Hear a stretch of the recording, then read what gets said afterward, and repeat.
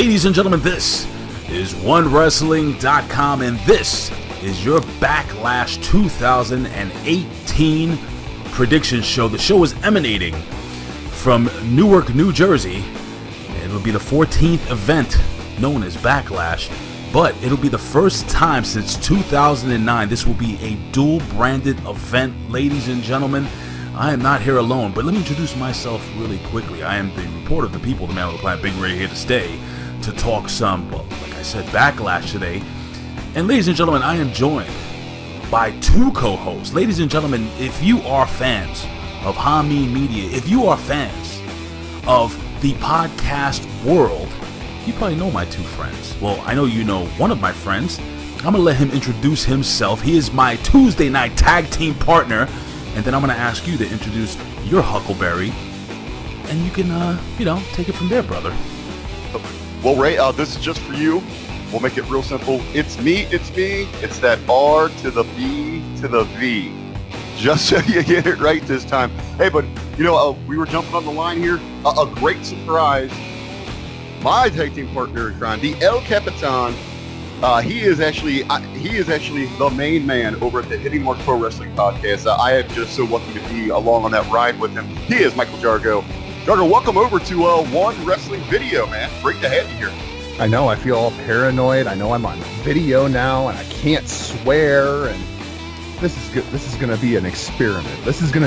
You might hear all kinds of strange words, and if you don't know what that word means, chances are it's a four-letter word that starts with F.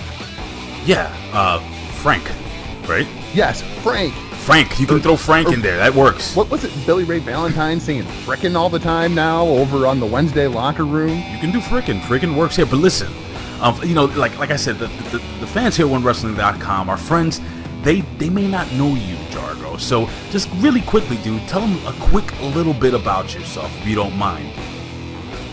My name is Jargo, and I'm a recovering alcoholic. Actually, that's not necessarily true, although some people probably would tell you that it absolutely is. That's why I don't drink anymore. Anyway, I host the Hitting the Marks Pro Wrestling Podcast. I also host the Monday Locker Room at hackerhameen.podbean.com alongside my tag team partner, my number one Huckleberry, RBV, and every once in a while we get a run-in from Huckleberry number 4. Huckleberry number 4. You've been downgraded, man. You got Billy Ray Valentine's ahead of you now. You got 8-Track Brown ahead of you now. So we got Huckleberry number 4. That pretty much sucks, Rick. How the hell did you let this happen, bro? I was gonna say, this is news to me, Ray. And you're right there, a special spot in my heart for you. Well, thank you, Mr. Rick Vickery. And by the way, ladies and gentlemen, you can follow us all on social media. I'll have all our Twitter handles right here below, but follow me at Big Ray Show. Follow Mr. Michael Jargo at _Jargo? Nope, no underscore, just not Jargo. At not Jargo and at the real RBV. Because got it. It's kind of a running joke. I'm so used to RVD. That is what it is. And of course, Bill Apter, you can give him a follow at After One Wrestling. Us here at One Wrestling. Listen, man, we're gonna jump right into this, man. Again, okay, it's coming from the Prudential Center in Newark, New Jersey. It's pretty big place. I've been there before, and it should be a good crowd. The New York, New Jersey crowd is always really on, really excited, always on fire and stuff like that. What I did was I structured. I don't know what the hell the lineup. Well, I know what the lineup is, but I don't know what the structure is. So what I did was mid-card titles, regular match, title. So that's how I did it. This card is always subject to change. You don't know if anything's going to be added or deleted, but we're recording this 5/4/2018, just before Cinco de Mayo, just before we pass out in our own vomit. Anyway, here's the deal. After drinking a lot tomorrow. Anyway, so let's start off with the U.S. title match. It's Brother Nero. Wonderful. Jeff Hardy versus the Viper, Randy Orton. I'm going to jump over to Jargo first, since you are brand new to the OneWrestling.com family, and hopefully not the last time. We got to talk about that after this. But anyway, my brother, in all seriousness, man, Jeff Hardy versus Randy Orton, who do you think goes over, and why? I don't think anybody goes over here. I think Shelton Benjamin interferes, and we get a setup for a triple threat match. At least that's what I'm expecting here. The U.S. title is probably the most convoluted piece of equipment, the most convoluted prop inside of the WWE right now. I mean, it started off, Orton had it, and then Jinder beat him for it, and then Jinder went to Raw, and then Jeff Hardy took it from Jinder, and it's just been this huge convoluted mess. They did a pretty good job of trying to set this thing up for Miz TV last Tuesday on SmackDown, but I don't think anybody's actually going over here. I think you're going to get a non-finish with Shelton Benjamin interfering. You know, it's so funny, Mr. Rick Vickery, because I was just talking to Ben Hameen over at Hacker Hameen. We were recording the Impact Attack. We did a little prediction show there, and I actually felt that Jinder Mahal would interfere in this match somehow, but in interfering, he would somehow help Matt Hardy win this. Jeff Hardy win this match, right? And what my thought process is that Randy Orton and Jinder Mahal can go off into their own program, and Jeff Hardy can go on and move on with someone new or someone else or someone who's coming up to the roster or anybody else. You have Mr. Cien Almas coming up, though, don't you? Yeah, he's yet to really make his official debut. But Ray, let me ask you there. So, if you're going to have Jinder get involved here, are you going to continue from pay-per-view to pay-per-view for this? I mean, each brand's going to be represented at these pay-per-views, but you're going to have this cross kind of feud going on because Jinder is part of the Raw brand. He is, but again, this is a dual. All right, so now. And we're going to have that going forward now, too, where they're going to be dual-branded pay-per-views. You know what? Damn it, that just kind of destroys what I said, because Randy Orton's a SmackDown guy, right? Right. As is Jeff Hardy, as is the U.S. title. I mean, but it is conceivable with your idea there, Ray, where Jinder could still, at these pay-per-views, kind of interject himself into that storyline. I don't know if I'm necessarily like a fan of that. I think they should keep the brand separate. We should stop this kind of mixing and matching here. I'm going to actually have to go with Jargo here. I think we're going to get a no contest. As looking at the card, maybe there's one other spot where a no contest or some kind of interference might work, but it probably should be used for this match. If anyone does go over, I could see Hardy escaping with the win, but it's going to come by some kind of interference with Shelton Benjamin because they're just kind of getting this three-way program going. All right, so you both of you boys are saying that it's going to be a no contest. I honestly do feel somehow Jeff Hardy's going to retain the title. He's going to get the win, the little babyface pop to kick off the show. I think this might actually kick off the show. That's why I put this match as the very first match. So I'm going to go with Jeff Hardy winning this match. And I'll steal from you, Jargo. I'll say that Shelton Benjamin somehow interferes here. So yeah, okay, we'll go with that. And I could see a good program between Shelton Benjamin and Jeff Hardy moving forward. I want to see Randy Orton do something else, man. I'm not saying that the U.S. title is not in his league, but it's not in his league. Randy Orton should be that world title picture still. I disagree. I think there's got to be some sort of history with Randy Orton and the Orton family and the United States title, because when Randy won that title, that was the most motivated Randy Orton I have seen in probably a decade. He seemed like that title really meant something to him. I don't know if Cowboy Bob held it. He did. Or there you go. Yeah, him and his granddad. They both held the title. That was the last title Randy had yet to hold, and it really seemed like it meant something to him when he won it. And then, of course, they screw him out of it.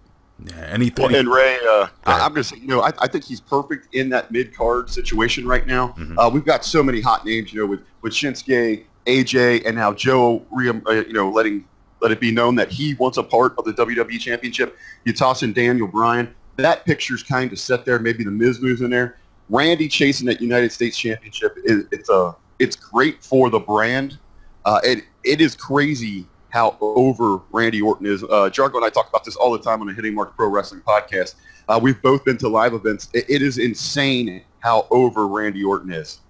Yep. I mean, he's always been over. I can see it. Some people just don't get it.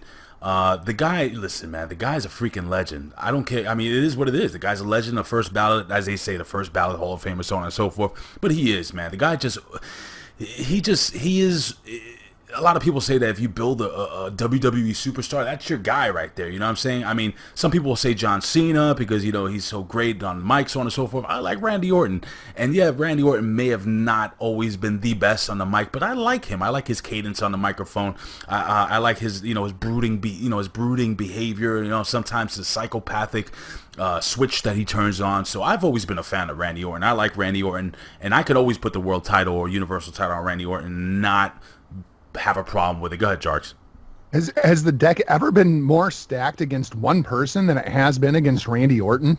I mean, he comes in, he's a third-generation superstar. He's the youngest world champion in history at the time. They stick him with Flair and Hunter as part of Evolution. I mean, there was a lot of places that Randy's career could have went completely off the rails. Don't forget, he saved it. And don't forget, he got hurt right off the bat. Yep. You know, but off that injury, he did join Evolution after the heel turn, so on and so forth. So it was probably one of the best things that ever happened to him because he was not getting over as a babyface anyway. Any final thoughts before we move on to the next match? If there's a finish, Hardy retains. All right. And Mr. Vickery? I'm going to still go with I'm with you guys on that. I think it's going to be the no contest, but if we do have an actual winner, it's going to be Hardy by some kind of antics brought forth by Shelton Benjamin. Dusty schmoz. Okay, cool. Let's jump into this grudge match, as I call it. We have Daniel Bryan versus Big Cass. Now, I'm going to give you guys my idea on who I think is going to win and how, okay? And then you guys can feed off of it. You guys can, tell me I'm an idiot, whatever. You ready? All right, so I think Daniel Bryan is going to win this match. Well, why? Well, first and foremost, you're not going to bring Daniel Bryan to really his first singles pay-per-view since his injury. That's number one. Number two, the way he's going to win this match is, I believe, Big Cass becomes absolutely, positively, unequivocally frustrated with the fact that this little pipsqueak, this little guy, this little piece of nothing, this normal looking guy that looks just like everybody in the crowd is giving him such a difficult time because he's 7 feet tall. He's gonna lose his cool, hit him with a chair, hit him with a big boot, just beat the living crap out of him, gets DQ'd. And that's how I think Daniel Bryan wins this match as we continue to move forward. I'll go to Vickery first, unless Jargo, you want to jump in because it looks like you chomping at the bit a little bit. No, go ahead, Huckleberry. This is one of those matches on the card where you look at both competitors and they really need a big win here. Right. I mean, essentially, you got big returns coming from both of them. So it's one of those tricky booking situations where you're trying to protect both talents. There's a couple matches like this on this card. This really is a tough one. Ray, I kind of have to agree with you a little bit. If we're going to get something here, just real quick jump back, get rid of the no contest in that match if you're going to do a DQ here. But I would have to agree. Or maybe Big Cass dominates during the match. He really shows that great power of his. But Bryan's just, that crafty technical style just steals a victory here somewhere. But I do think whichever way, Daniel Bryan's getting this win. All right, Jarks, jump in, brother, because I could feel the heat coming from your microphone. It's burning me inside my soul. Actually, sorry. I think I'm going to go opposite of both of you guys, and I'm going to pick Big Cass to win this match. Really? And the reason I'm going to pick Big Cass to win this match is I don't think this is going to be a one-off. I think this program is actually going to continue going forward. If Bryan goes over, it seems like the program is essentially over, and Bryan is ready to move on to bigger and better things, whether it be Shinsuke Nakamura, whether it be Samoa Joe, and get elevated into that title picture. I don't think we're quite ready to send Bryan to that level yet. I think you're going to get at least 2 matches out of this program. I think Big Cass goes over in the first one. Well, let me ask you guys a question here real quick. There was rumblings. So many people were talking about the possibility of, and they kind of let us thinking that it's not going to happen. Maybe it does. Do you see maybe the union between Cass and Miz start to develop in this match? The Diesel Shawn Michaels gimmick. Go ahead, Jargo. I think you could see that start developing here. But Miz seems so preoccupied with this Intercontinental Championship and going after Seth Rollins. I'm not sure that this is necessarily the show to do it. I feel like Bryan can take this loss, and it doesn't hurt his position on the card whatsoever. But if you want to get Cass over as a monster who's going to be a legit main eventer on SmackDown Live, Big Cass needs this win. That's really, dude, this is a tough one, man. See, at first I thought it was pretty much a slam dunk because them bringing Daniel Bryan back, and to see him lose a match. Now, if he loses, all right, do you think he? All right, I still think Daniel Bryan's gonna win. But if he does go your route, Jarks, and he loses, I think maybe some type of injury that happens outside the ring doesn't let him beat the 10 count. I can see that. You think it's going to be a clean pin? Not necessarily. Not necessarily. I mean, with Big Cass and we're still establishing this heel character, I don't think you can establish anything as being clean right now. Cass cheats to win. You keep the program moving forward. Well, and you got to remember, too, you know, with the attacks Big Cass has been going at, you know, where he's been attacking Daniel Bryan, he's been working that shoulder. So we could see something there where, you know, Bryan is just, he just can't keep going from the injury.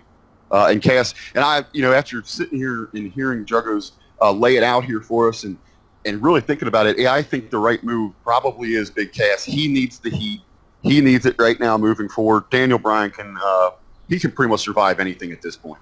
All right. But again, like I said, if Big Cass wins the way I think he's gonna win, Big Cass still gets heat. He loses his mind. He doesn't look weak. He doesn't take a pin, and you can still continue the feud without having Daniel Bryan lose. You know what I'm saying? So anyway, that's of course assuming that inside of the WWE narrative, Bryan is even cleared. What do you mean? Because of the whole gimmick on his chest? On Tuesday, they were putting over that he had that chest infection. Of course, we now know that he faced Shinsuke Nakamura in the dark match, so that kind of ruins that. But if inside the narrative, Bryan's not cleared, maybe all you get is a promo about Big Cass coming out and running his mouth, how Bryan's scared of him, so he didn't even show up tonight. Hopefully they leave the midget at home this time, though. I mean, that was terrible. The midget. Terrifying. You kidding me? I want one of those. Is it Terrifying. possible? You know, I actually, when I saw that on Monday Night Raw, I actually bought a leash. Just saying. Anyway, all right, so now we're at the point where we can kind of loosen up a little bit because I don't know if Uncle Bill is listening. But anyway, so let's jump into this match because this match is just really going to be my favorite. I feel it in my heart. And this is for the Intercontinental title. And the reason why it's going to be my favorite is because it has one of my favorite wrestlers I've been putting over for like the last 5 years. And you can go back to the archives of OneWrestling.com even before I met these two gentlemen. Always said that The Miz was awesome. Always loved The Miz. Never understood why people didn't like him. I understand when he was doing the whole freaking hoorah bull crap when he was walking around in the crowd being a geek out of MTV. But when he was the world champion, when he was the WWE champ, and he was fighting John Cena at WrestleMania, I thought he was awesome. With all that being said, I'm going to go to Jargo first. Jargo, Seth Rollins versus The Miz for the Intercontinental Championship. What happens here, bro? Seth Rollins retains easily.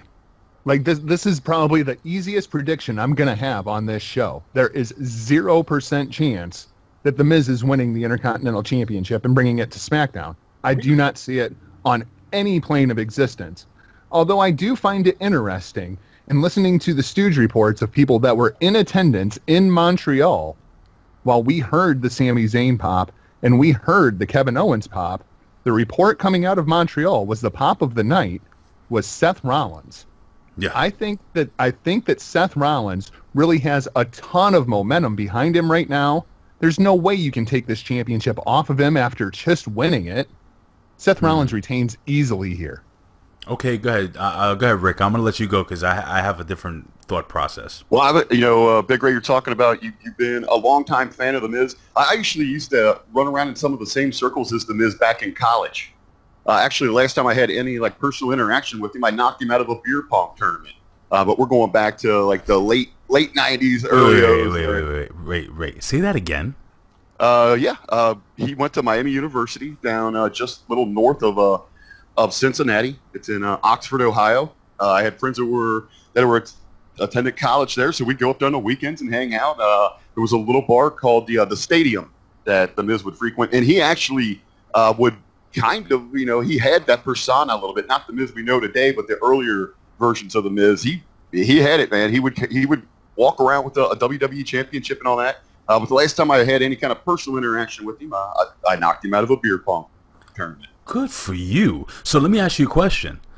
That is, well, that's pretty awesome. That's not more of a question. That's more of a statement. That's pretty awesome. That's a pretty awesome story. Now, check this out. Did you know that I actually made out with his wife? Really? Like a cardboard cutout? No. Does she know? No, she has no idea. I mean, I was sleeping. I was gonna say you guys had Cosby on the Impact Attack the other week, right? I did what? Did you guys have some Bill Cosby join you on the Impact Attack the other week? Well, you have the Bill Cosby on the Impact Attack, you see. Any other Jello pudding? Anyway, I'm sorry. Yeah, I do Bill Cosby. I do a lot of impressions. You guys don't know half the linguistic skills I have, man. It's scary. Pretty good Cosby. That's a pretty good Cosby. Hey, most Puerto Ricans and white people cannot do Bill Cosby. It's very rare. You know who does a great Bill Cosby? A white dude. The dude, everybody loves Raymond, his brother. Raymond, or not Raymond. What? Wait, you guys what? What is his name? I don't remember. The big ogre dude. Yeah, his brother. Yeah, I cannot think of his name for the life of me right now. Oh man, that's gonna be one of those things that just eats at you all day until you. Anyway, he does a good Bill Cosby. Anyway, what are we talking about? Okay, so we're talking about the Intercontinental Championship. So did you give a finish? Did you give your? Oh, you know what? I'm actually going with. Unbelievable. He's talking. I think this is 100%. Rollins retains and keeps rolling with this. This match is just kind of they needed something to announce for the card. Miz was owed a rematch, so it was easy to book. Unbelievable. This guy over here is over here talking about beer pongs and beating the Miz in a beer pong game, and we're overstepping the fact that this is probably going to be one of the matches of the night. Let me ask you guys, before I give my thought process, Rick, do you think this is going to be a great match? I think it's going to be awesome, dude. I think this is going to be a very entertaining match, and you're right. When looking at this card, come late Sunday, Monday morning, where we were over on Jaime Media Group in the locker room breaking down this show on Monday morning, we're probably going to say this was the match of the night. Yeah, I think so. What do you think, Joe? Yeah, it's going to be at least the most entertaining. Now, since it's a cross-branded gimmick, right? See, you guys, I don't know if you guys are thinking about this. Both rosters are going to be there, aren't they? Right. Oh, I know where you're going here, bro. What's the Miztourage doing right now? Interesting. Very interesting. And that's actually something that it's exclusive here because I didn't think about it when I was talking to Ben. Listen, I don't know how they do it. I know it sounds crazy to bring two mid-card titles over to SmackDown. Okay? So hear me out. Anything can happen. But I think The Miz wins this thing. I think The Miz wins the Intercontinental Championship. I think this is one of the titles that will change hands tonight. I don't think many will. Miz wins this championship, which will build and continue to move on to a SummerSlam. Hear me out. A SummerSlam match between The Miz and Finn Balor. I think that's going to be the end game, and Finn Balor gets his big win at SummerSlam over a heel Miz. For me, it makes all the sense in the world. And again, the Miztourage, they ain't got nothing better to do. Now, we don't know. Now, they're doing the whole cross-branded, pay-per-views and stuff like that, right? Who's to say WWE doesn't, over the next couple of weeks, over the next couple of months, don't start integrating, having superstars going from one side to the other? I don't know. Right now, things are kind of like shaky. A lot of things have happened. A lot of weird things. A lot of people are coming up, so on and so forth. You never know. Maybe it's a late season trade. Who knows? Maybe they trade Jeff Hardy back over the... I don't know. All I know is that... And wait a second. Jeff Hardy is Raw or SmackDown? SmackDown. Randy Orton is SmackDown. SmackDown. Two mid-card titles on SmackDown. And you basically have no championship on Raw then, because God knows when we'll see Lesnar again. But that would push Kurt Angle. Well, you could even start a new angle, get it? Where, Stephanie gets pissed. How could you let this match happen? Now we don't have an Intercontinental Champion. We don't have a U.S. Champion. We don't have the Universal Champion. This is on your back. You better make a move or you're fired. Dude, it's too easy, man.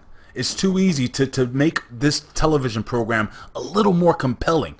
I don't know, man. I really see The Miz winning this title, man. And if he doesn't, I'm going to be really disappointed. I got to be honest, guys. I'm not a big Seth Rollins fan. I don't like him. I honestly don't see what people find special about him. I don't know, Jargs. Can you convince me, or should we move on? Well, I mean, Seth Rollins is from the Hawkeye State. I can't badmouth my Hawkeye brethren. I mean, Seth Rollins' place is all of about an hour and a half from my house. Okay. I don't see any way Seth Rollins loses this title. As far as I'm concerned, right now, Seth Rollins is the champion of Raw. Okay. Right. Rick, you got jump in, Rick, because I'm not convinced. I don't know. It's not you didn't convince me, Jargo. I'm sorry. Ray, I really appreciate the enthusiasm you're trying to put together. You're trying to take it to the next level, to put something maybe a little different out there on the table. I just can't completely agree with you here. Jargo is right. Seth Rollins is your champion of Raw. They got that new gimmick for him, Monday Night Rollins.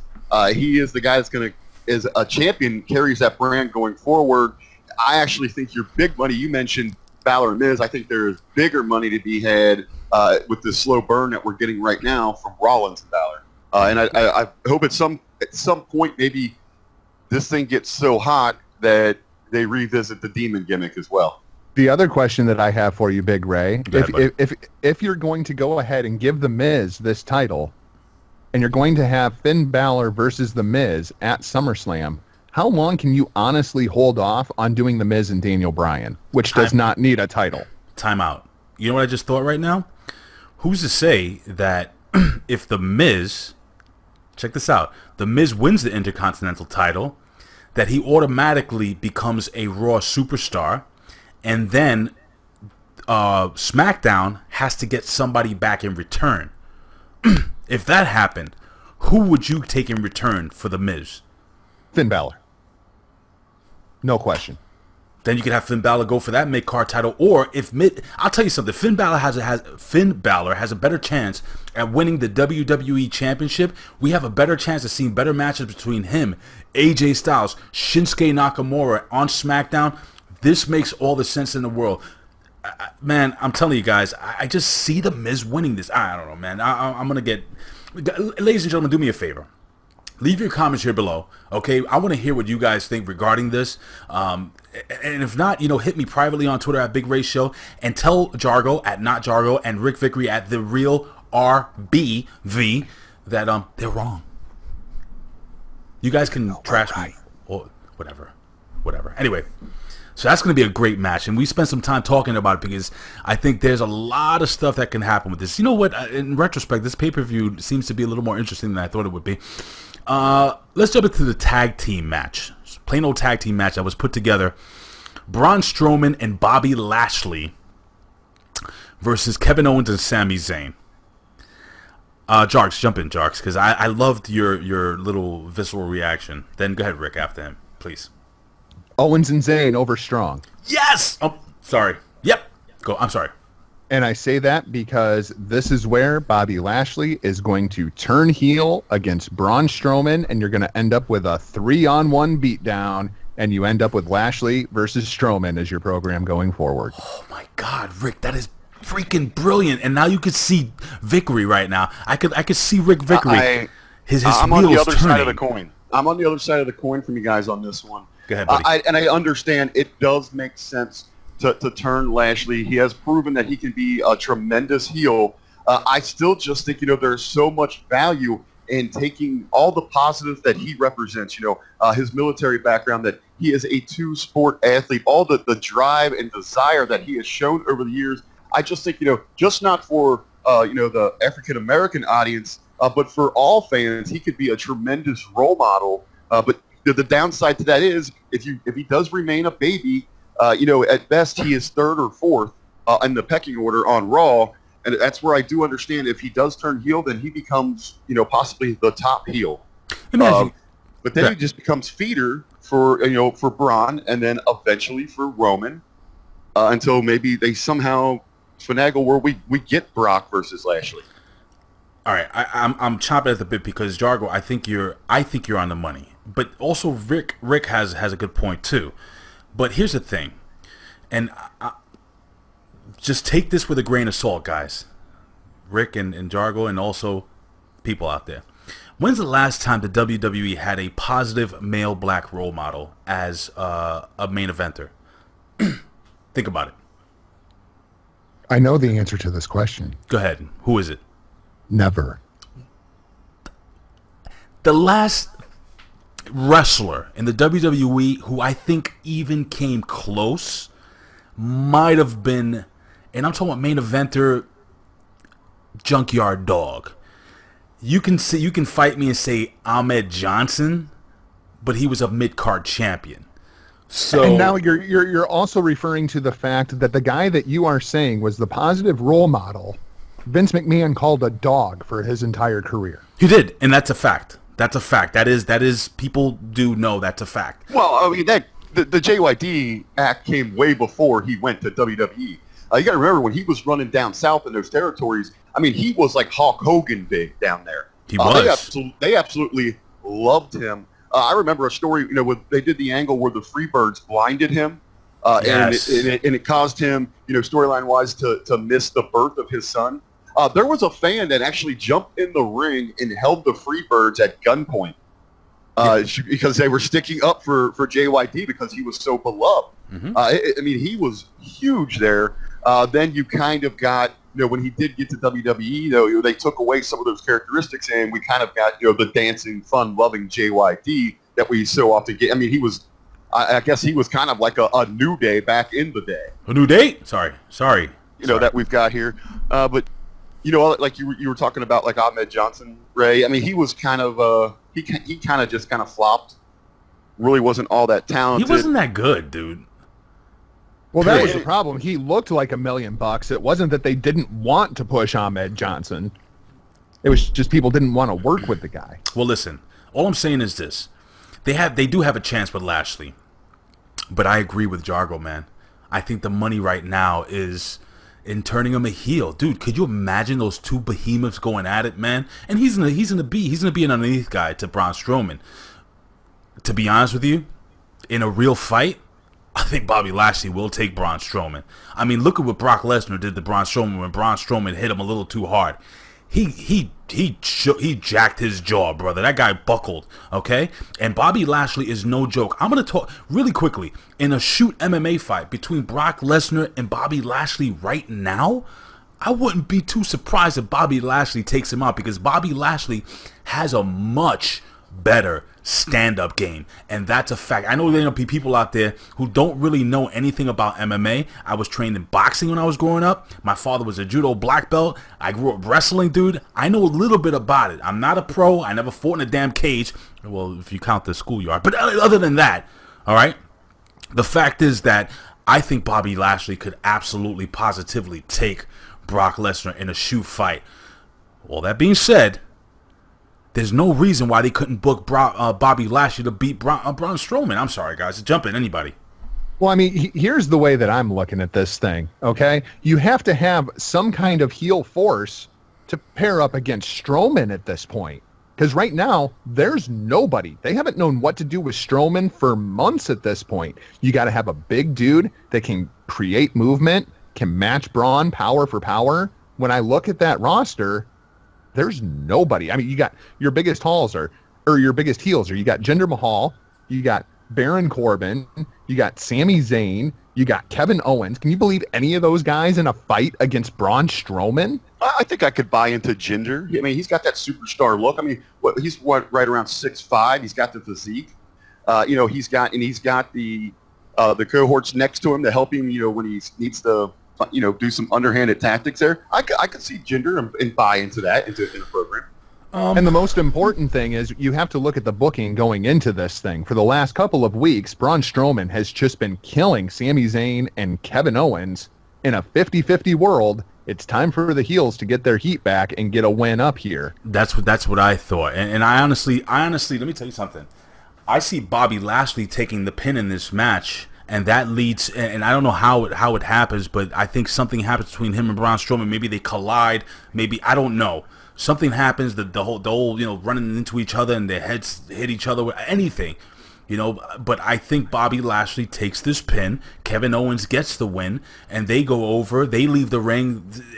Yeah, man, I can see it happening, guys. I mean, again, you can go so many different ways. So Rick, you want to just tie a bow on this, brother, and Jargo, you want to move on or? I'm going with Owens and Zayn over. I'm going the other way. I'm going with the big men.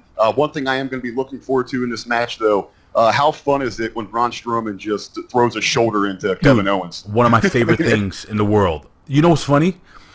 You think it's bullshit. Okay, I'm gonna say it right. Yes, I said it. All right, bullshit. Yes, I did. I used to do that, joking around in gym class, to my friends, and the gym teacher. Anyway. I was going to say, did the teacher get a shoulder block? Gym teacher was also what this was in high school. Gym teacher was also my football coach and my baseball coach. So it is what it is. I never want to hear anybody say that Kevin Owens doesn't sell ever again, because Kevin Owens playing dead after the T-Rex dropkick might have been the greatest thing I've ever seen in the history of WWE TV. Absolutely awesome. By the way, if you guys out there are wondering why the hell I'm sweating profusely, it's like 89 degrees in the city, and if I run this stupid air conditioner in this little office space over here, guess what? It's gonna sound like helicopters are flying overhead and Ben Hameen's being chased down. So it is what it is. You ain't gotta lie, man. Just because I'm here and it's got you all hot and bothered, just admit it to the people. I have a crush on Jarko. Anyway, all right, so let's run into the Raw Women's Championship match. It is Nia Jax against Absolute Perfection, Alexa Bliss. And you know, while Nia was holding a turkey leg in both hands, was the best line in months. That was the best. This girl, this woman, this goddess, oh, she's just so good in every single way. Not just aesthetically beautiful. Not just talented on the microphone. She's good in the ring. Anyway, let me tell you something. I thought we were talking about the Raw Women's Championship, not the SmackDown Women's Championship. Hype. You know, for fans that don't know, this dude is addicted to Charlotte Flair. We're going to get into that in a second. Listen, guys. Even though I think Alexa Bliss is absolutely beautiful, wonderful, amazing, I think she loses this match. And unfortunately, I think she loses clean. But me and Ben discussed something, and some people that listen here don't listen over there. So I'm going to say it here, and I'm going to let you guys hear what's going on. We both believe, me and Ben believe, that there should be a spot, and this is my idea moving forward, that Alexa Bliss during the match should antagonize her so much that she actually goes into the crowd while she's down, and I'm talking about while Nia Jax is down, goes to the hot dog vendor that's in the crowd, grabs 2 hot dogs, okay, while Nia Jax is hulking up and about to attack her. She tries to offer food to her. Please don't kill me. Here, eat. Just like a smack in the face. But when that happens, Nia Jax grabs the hot dog out of her hand, maybe hits her with a big boot, drops the leg, and takes a bite out of the hot dog as the referee is counting 1, 2, 3. I think that would be a freaking hilarious finish. I don't know where you move on from here, but Alexa Bliss doesn't need that belt, dude. Nia Jax needs that belt. Jargo, I'm going to go to you first, buddy. Well, as much as I would love to see Alexa Bliss regain the Raw Women's Championship, it's not going to happen here. There's no way. When you just look at the story that's being told here, if Alexa Bliss would win back the Raw Women's Championship, all you've done is say, if you're a bully, in the end, you're going to win. And you get exactly what you want. There's no way they can tell that story. Yep. Nia Jax has to go over here. And I'll even take it one step further. As much as I love your pitch, Big Ray, I think this is going to be a squash match. I think this is going to be like a 2-minute match. We all know that Alexa Bliss had a little bit of cosmetic surgery. We haven't seen her active in the ring since. I'm guessing Nia Jax comes out here, just squashes Alexa Bliss. Alexa gets like no offense in, and Alexa just goes away while she heals up. Wow, that's what I'm thinking. I mean, all right, but you still have Nia going over strong here, right? Yep. No, she's not gonna eat the hot dog. Well, I'm all for that. Maybe in the post-match celebration, cotton candy, maybe. Just bratwurst. See, Ray, I'm liking this hot dog idea you got going on. Or working in a vendor here. I am going to agree with you guys, though. Nia goes over here, but hey, Ray, let's take the hot dog idea and let's add it to her gimmick. You guys know like the merchandise cannons they have at like baseball games where they shoot like the T-shirts out. Sure. They also at times they put hot dogs in there. We could have the hot dog cannon. No, they don't. Do they really? Yes, Nia they comes do. out and she can shoot hot dogs out into the crowd as she comes down to the ring here. But you know what? It's terrible. I'm going to say that this might be a squash. I will agree there. But I think that in a very subtle way, if you have Alexa come out rocking a Be a Star t-shirt during this match, that would steal the show in itself. Or no T-shirt at all, no top. I mean, that would work for me. Just That also works. We just do some jumping jacks. We don't even need a match. sure. Wait, that'll work. Nia But, doing the jump? no, we don't need any. Okay. We don't need any jumping jacks. Okay, right. Just bliss jacks. But I want to see her in the Be a Star t-shirt. Well, let me ask you gentlemen this, since we all agree that Nia Jax goes over strong here.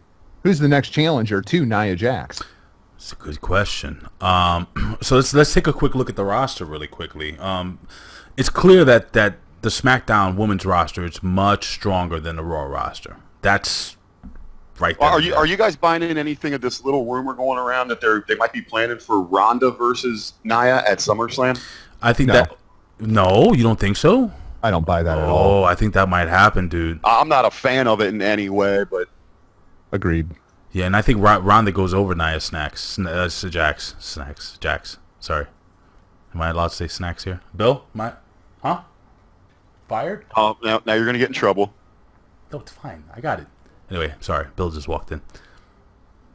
Shh. I said Nia Snacks. See, and I'm the one over here watching my mouth today. It is what it is. You don't have to watch your mouth that much. I'm just saying, we're all adults. Anyway, look, here's the deal. He does. You would hear him on the other shit. Unbelievable. Listen, guys, all seriousness, whether it's a squash, whether it's, I think we're all in agreement that Alexa Bliss does not win this title, right? Agreed. Yeah. All right, very cool. We got 3 matches left, guys. We're running through this pretty quick. All right, so now let's go. Of course. Let's go to the SmackDown Women's Championship, where we have the gorgeous, amazing, perfect Carmella and old foot face Charlotte Flair. I did that on purpose. I'm sorry. Am I a heel now? Am I a bad guy? You are coming off as obviously the most sexist, chauvinistic person on the planet here today, Big Ray. Sorry. Listen. Here's the deal. For you fans that don't know, for you friends here at One Wrestling that don't know, and all you at Hamina Media know, that I honestly do feel that Rick Vickery would literally cut off one of his feet to be at the feet of one Charlotte Flair, or as he calls her, Rick Vickery. You know, my precious Shar. But this pains me here that I have to say this. She is not winning this match. Yes! I am actually a fan of Carmella's title reign, and it is far too soon to end that. Yo, dude, I agree. Jargo, go ahead, man. Jump in. Well, I agree with half of what Rick said. I agree that Carmella wins this match. I disagree that I'm enjoying Carmella's title reign. Well, it hasn't started yet, though. It's only been like, what, like 2-3 weeks? A week? You know what's hilarious? You know what's hilarious is people were giving Carmella a hard time about not being a good wrestler. And you know what her response was? How would you know? I haven't had a singles match since December. Yet she's running around with the SmackDown Women's Championship. I'm sorry. When I look at this women's roster and I see Asuka and I see Charlotte and I see Becky Lynch and then I see Carmella running around with that title, it just kind of makes me puke in my mouth. My dude. Well, it's simple. She is a transition champion right now until they kind of reshuffle the deck with those 3 talents that you named to get them aligned for different programs. And so I'm perfectly fine with what she's doing. It's not about her in-ring work. I enjoy her character work right now, and she is a transition champ until they can either turn someone else or reposition their top stars. I completely agree that she's a transitional champion. I'm just ready for the transition. It's just not time yet. Already, though? It's just give it a chance, dude. You don't want to give it a chance? On any plane of existence, do you think that Carmella is the best woman on the SmackDown Live women's roster? All right, listen, Jargo, hold on. Listen, can you hear me pretty well? All right, here's the deal. Here, let me turn you up just a little bit here. No, it's fine. You don't have to do that, Jargo. This is between me and you, okay? I don't want Rick to hear us. Oh, okay. That's no problem. Listen, between me and you, if this freaking girl, Charlotte Flair, wins that title, we're gonna have to look at old Footface every day on TV, and I don't want to do that. So can we please convince the WWE to kind of put the real hot chick over, please? Oh yeah, I guess yeah, okay. I'll go with you on this one. All right, let's go. So Rick. Oh, are you guys back? Yeah, we're back. Yeah. Sorry, Big Ray just had to explain to me how things work over here at OneWrestling.com. I'm still new, remember? Yeah, it's edited out. Don't worry. But that's all right. It was all right, guys. I was just kind of sitting here admiring this framed picture I have of Precious Shar, which that I make sure that I keep right beside me at all times, just so I can always just have that special feeling. Right next to your Kleenex, right? I think she looks like Ric Flair with breast. I just can't. I can't do it. Like I couldn't. Yep.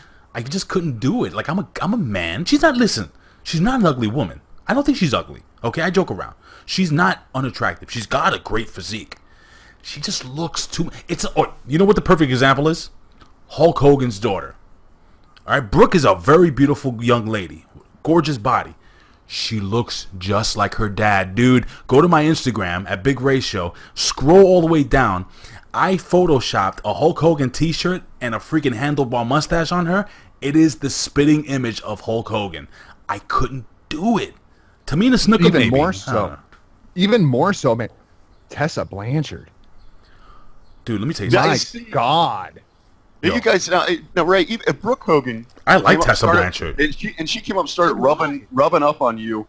You're going to be the one needing the Kleenex sponsorship. I mean, don't pretend like you would turn any of that down. I have this. Does this work? Yeah, there we go. You've already got. You're already sweating. I mean, we've been talking about these ladies. You're sweating over there, man. All right, let's go around the horn. So, all right, so let's see. So we all agree that there's no way in hell Charlotte Flair wins this title. Or Rick, do you think she wins this? Not money, but she retains here.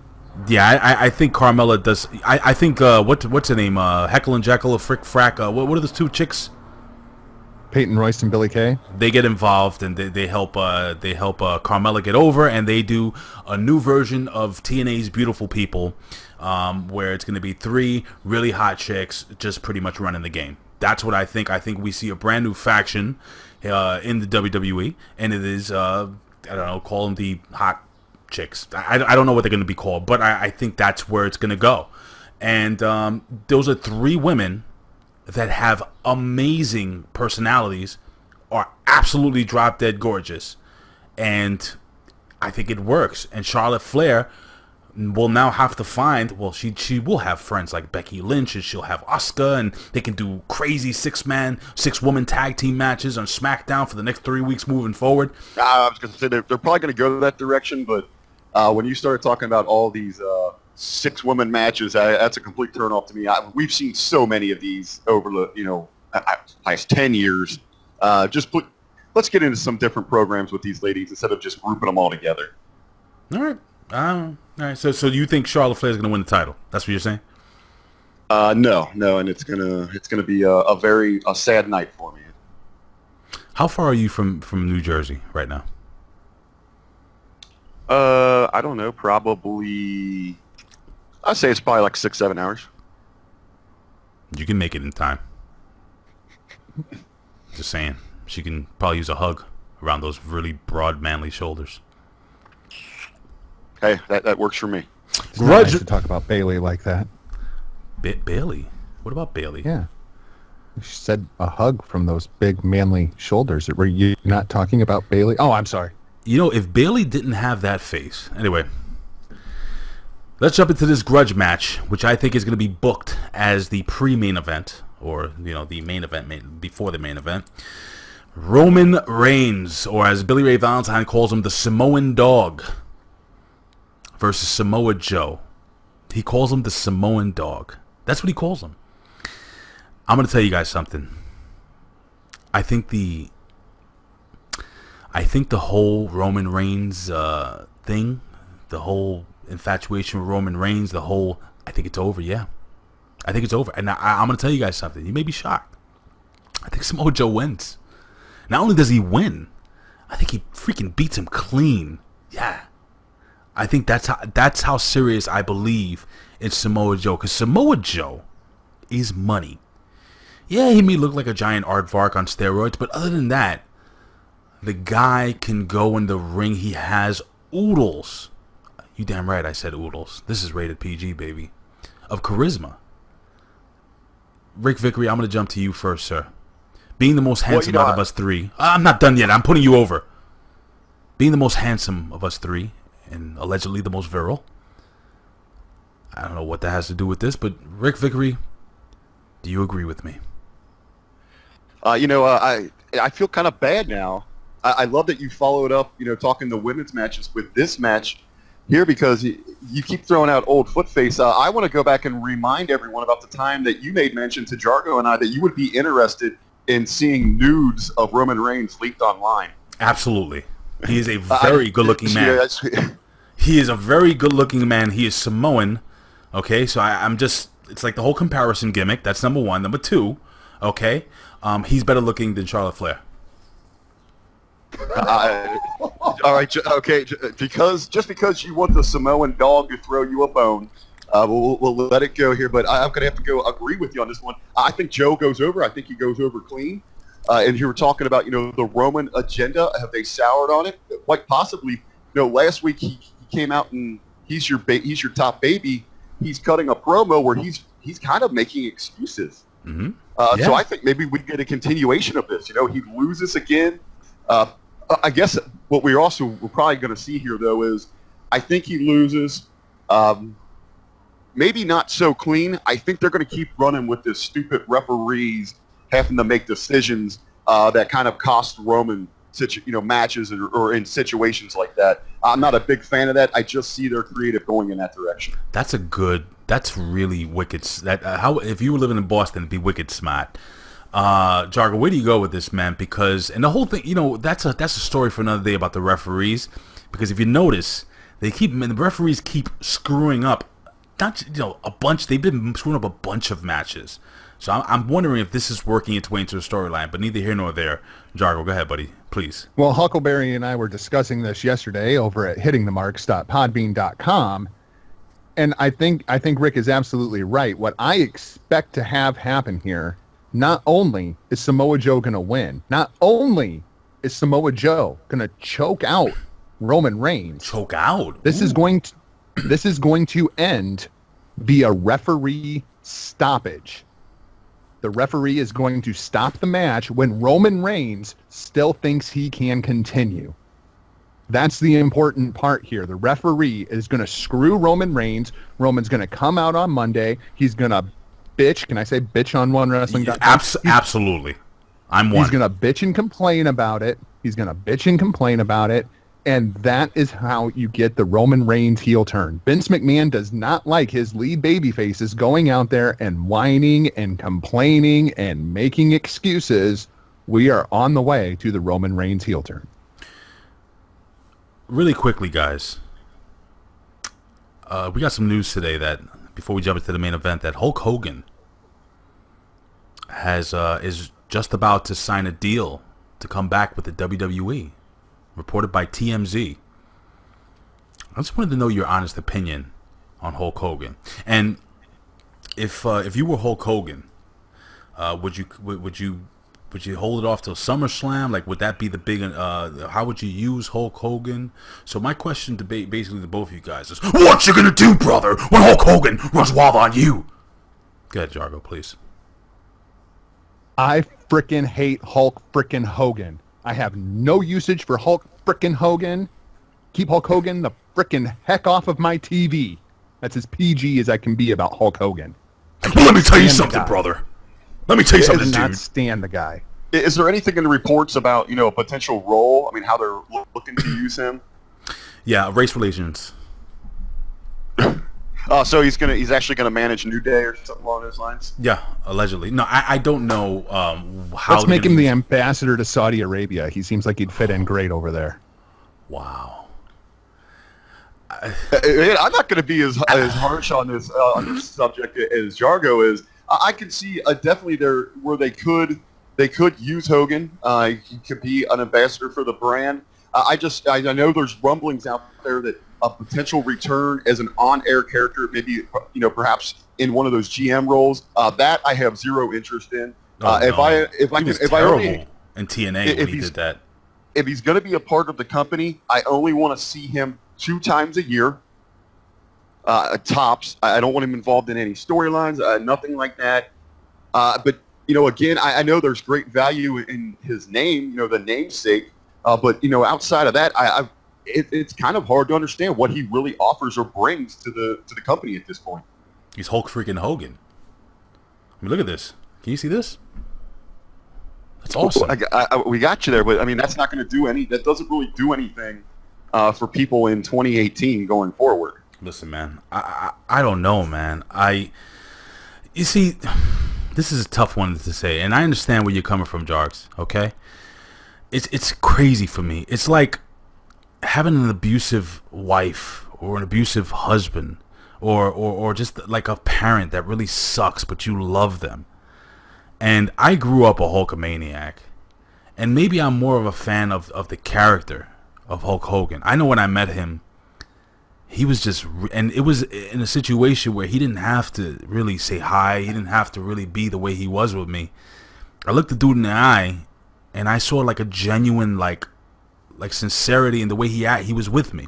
Could have been working me, but I don't know, dude. Like, maybe people just screw up, and I'm not defending it. I'm not trying to be PG. I'm straight up, dude.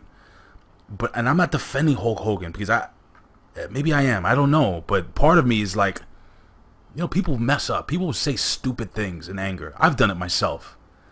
Just recently, I had a really close person to me that I lost out of my life because I said some really screwed up things, and I didn't mean them.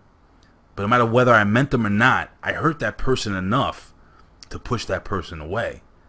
Has he done that to you, Jargo, or have you never liked Hulk Hogan? I've never been a big Hulk Hogan guy. I was never a Hogan guy. But as I became more educated as a fan, especially throughout the mid-90s, and the way that Hulk Hogan treated the entire concept of the NWO and turned it all around to make it all about Hogan. Then in TNA, he comes in and him and Bischoff basically cripple the company. There's one thing that is important in the world of Hulk Hogan, and it's Hulk Hogan.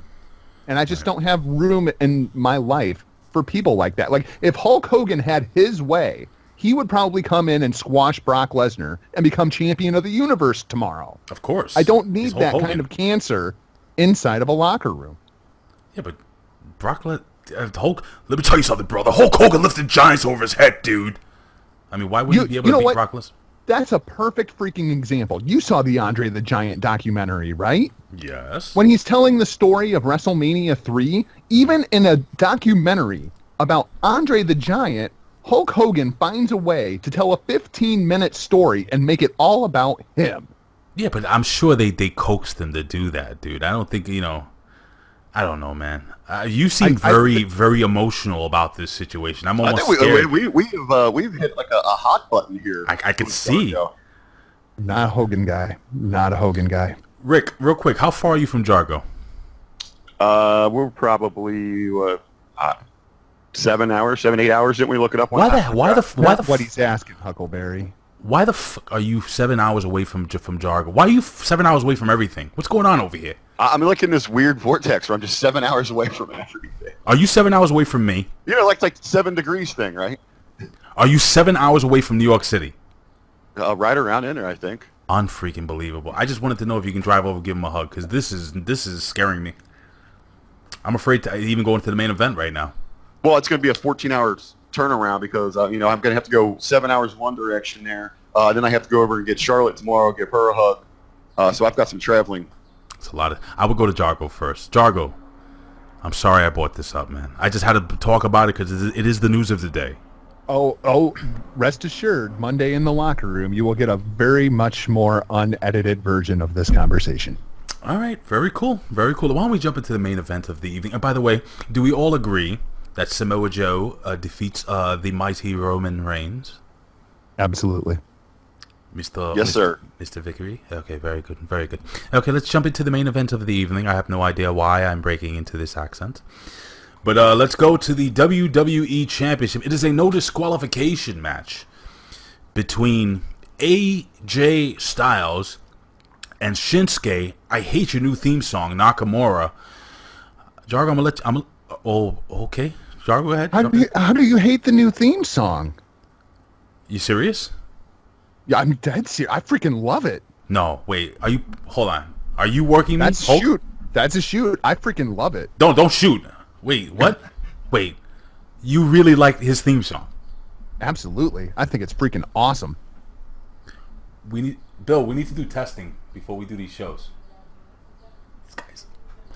Well, Ray, are you just mad because you can no longer sing along with it? I think that song. I don't know what is that guy saying. It's in Japanese. Oh. You're not supposed to know. I thought it was English. No, the whole song is in Japanese. That's the whole point. No wonder I couldn't get what the guy was saying. He said something about tomato cans and freaking lawnmowers. I was like, what? Okay, so Rick Vickery, let me jump to you first, please. How culturally inappropriate. It's about whales and dolphins. Rick, who do you think? I didn't know it was in English. Anyway, how do you think? Who do you English? think goes, what? What are you talking about? Who do you think? My grandfather used to wear Old English. Who do you think goes over here, man? Seriously. This is. First, I would have talked first of all. I don't get this no DQ thing. I mean, it doesn't really make sense. If you're wanting to promote great competition inside the ring, why are you kind of giving the advantage to the villain here, who has been walking around just low-blowing your champion left and right? I mean, shouldn't you be, like, banning those moves instead of just opening it wide open? I mean, if SmackDown is where where it's the land of opportunity, it's where they want they want it to shine inside the ring, it just doesn't really make a lot of sense, from Paige's standpoint here. I still think this program itself, it's just getting going. It's kind of funny. Jargo pointed out to me yesterday. He's like, Rick, this thing's been going on since January, but the road to WrestleMania was so bad. That's almost like it didn't exist. We didn't really get that.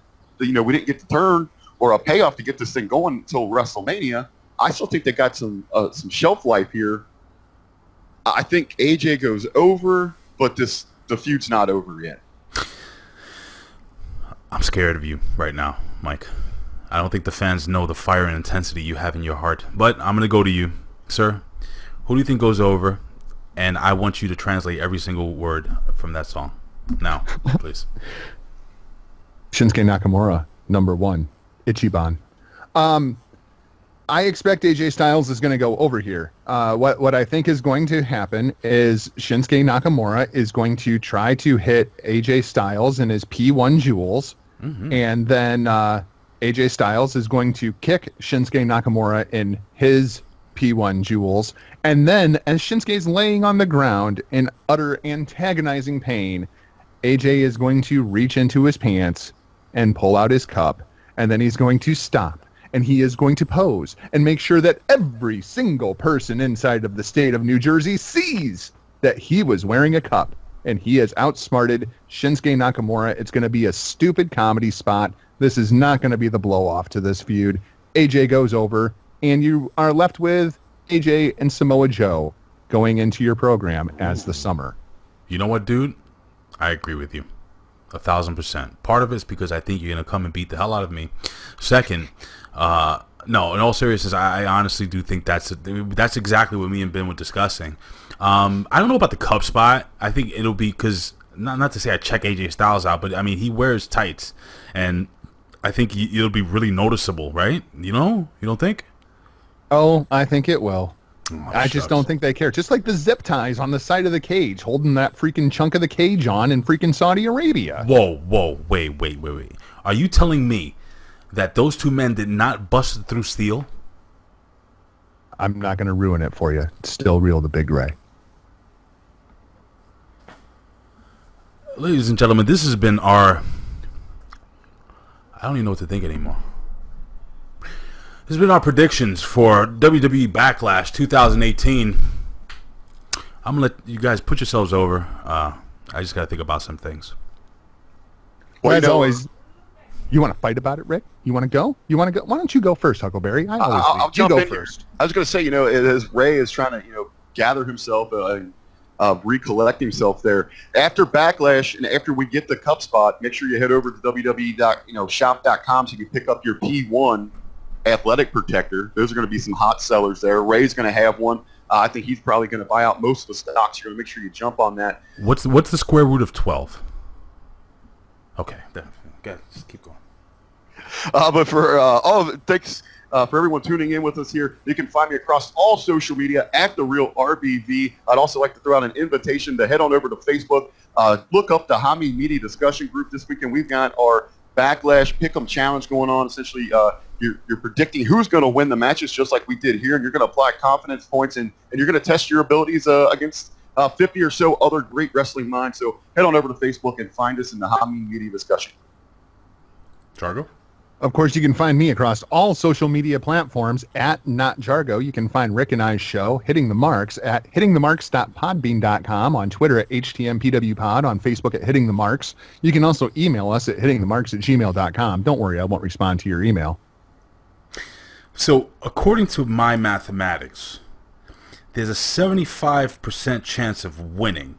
But if you add 66 and 2/3, it comes out to 141 and 2/3 chance of winning. Is that WWE math? That's Rick Steiner math. Scott Steiner math. Oh, that's the scary math. kind. Ladies and gentlemen, you can follow me on Twitter at Big Ray Show. Follow us here at One Wrestling. Please subscribe. Hit the little bell below. Leave your comment here below. Ladies and gentlemen, again, don't forget to follow my friends at... Now, again, ladies and gentlemen, go over to anywhere you listen to your favorite audio content. It is the Hitting the Marks Pro Wrestling Podcast, and also the Monday Morning Locker Room, and of course all the other great locker rooms over at Hameen Media. Give us a follow over there, ladies and gentlemen. Search Hacker Hameen anywhere. But again, ladies and gentlemen, we really want you to subscribe here, because if you don't, ladies and gentlemen, then I won't have enough money to travel to give Jargo a hug. That's the truth, and he needs one. Guys, thank you for joining me. I appreciate you. I love you. Ladies and gentlemen, enjoy the show. Too sweet me. Come on. Come on, Rick. Too sweet me. There we go. There you go. That was late. Ladies and gentlemen, we'll see you at the matches. In the words of Bill Schuyler, we'll see you down the road. Later, guys. Peace out. Ooh. Ooh. Was that entertaining enough, you think, guys?